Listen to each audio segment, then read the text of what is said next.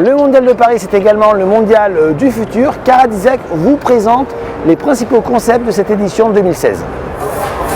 Vous avez devant vous le futur de Volkswagen, c'est le concept ID, un véhicule 100% électrique. Volkswagen a annoncé qu'il vendrait aux environs de 2025 1 million de véhicules électriques.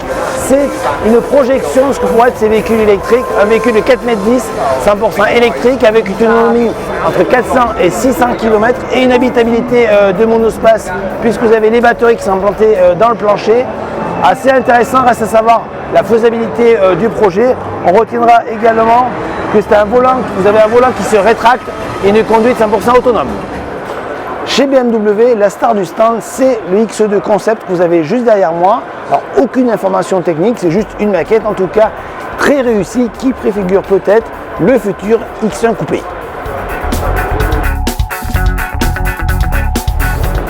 Le futur chez Maybach, c'est la Vision 6 qui se rapproche dans l'esprit des véhicules américains qui s'inspiraient de l'aéronautique dans les années 50 et 60. Un look très impressionnant, très effilé. Alors bien sûr, il y a beaucoup de modernité. Vous avez un véhicule autonome avec 100% électrique qui développe 750 chevaux et une autonomie de 500 km. Alors bien sûr, c'est du pur rêve, admiré, mais franchement, ça a de la gueule.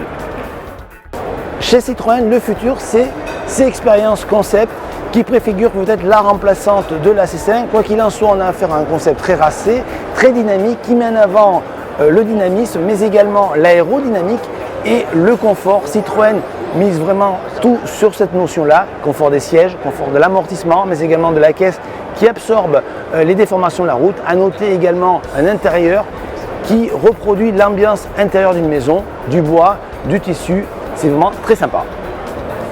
Chez Renault, vous ne pouvez pas passer à côté du Trésor, nouveau concept car mis en place par Lorenz Vanhoenacker, qui s'inspire quand même grandement de la Desire et qui se distingue par son ouverture de cockpit très futuriste. Alors bien sûr, ça ne vous tirera pas un modèle définitif, on le sait bien, mais par contre, ça pourrait indiquer certaines pistes de développement chez Renault. À noter qu'elle est toujours 100% électrique et animée par le moteur d'une Formule I.